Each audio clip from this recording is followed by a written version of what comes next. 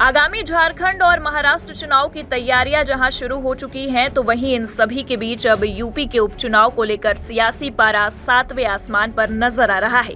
बता दें कि यूपी में 10 विधानसभा सीटों पर उपचुनाव होने वाले हैं, जिसे लेकर पार्टियां जोरों शोरों से लगी हुई है।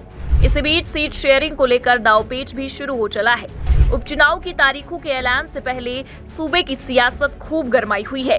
इसी बीच पूर्व सांसद प्रवीण निषाद का एक बयान यूपी के सियासी गलियारों में चर्चा का केंद्र बना हुआ है।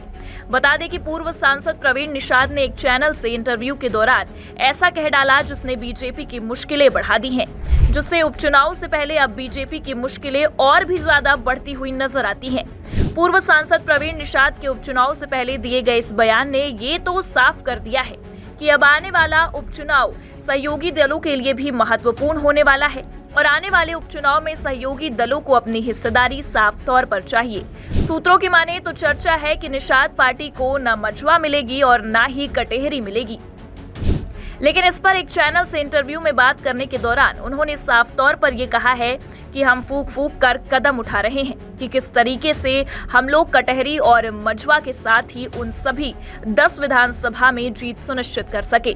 जब उनसे ये पूछा गया कि अगर मान लिया जाए कि आपको कटहरी और मझवा सीट नहीं मिलती है, तो क्या निषाद समाज इसे लेकर एनडीए का विरोध करेगा? इस पर उन्होंने कहा कि निश्चित तौर पर बीजेपी को इसका विरोध का सामना करना पड़ सकता है। कहा कि निषाद समाज कहीं भी जा सकता है। लोकसभा चुनाव में एक संविधान और खटाखट के मुद्दे पर जनता भ्रमित हो गई थी, जिस वजह से प्रदेश में बड़ी हार का सामना करना पड़ा था। कहा कि अगर एक भी सीट निषाद पार्टी को नहीं मिलती है तो निषाद समाज के विरोध का सामना करना पड़ सकता है।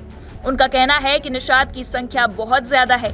कटेहरी और मझवा विधानसभा में और मझवा के साथ साथ पूरे प्रदेश में 24.75% निषाद आबादी है। निश्चित तौर पर इससे नाराजगी होगी और बीजेपी को इसका सामना करना पड़ेगा।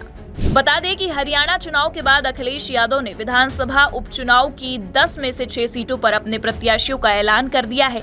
सपा ने जिन 6 सीटों पर प्रत्याशियों की घोषणा की है, उनमें मझवा और फूलपुर भी शामिल है। इन सीटों पर उम्मीदवारों के नाम का ऐलान कर सपा मुखिया ने एक तरह से कांग्रेस को दबाव में लाने का काम किया है। बता दें कि कांग्रेस के प्रदेश अध्यक्ष अजय राय अपने बेटे शांतनु राय के लिए मझवा सीट की मांग कर रहे थे, जबकि प्रयागराज से जुड़ी फूलपुर सदर की सीट पर पार्टी बहुत मजबूती से अपनी दावेदारी पेश कर रही थी। अखिलेश यादव ने अपने पहले लिस्ट में इन दोनों सीटों पर कांग्रेस के लिए दरवाजे बंद कर दिए हैं। तो और इसी बीच अब बीजेपी में भी सीटों को लेकर कलह की संभावनाएं नजर आ रही हैं। और इसी बीच प्रवीण निषाद के इस बयान ने अब सियासी भूचाल तो ला ही दिया है। अब ये देखना होगा कि बीजेपी इस पर अपनी क्या प्रतिक्रिया रखती है, लेकिन ये तो साफ है कि इतनी आसानी से बीजेपी इन महत्वपूर्ण सीटों को अपने पाले से जाने नहीं देगी।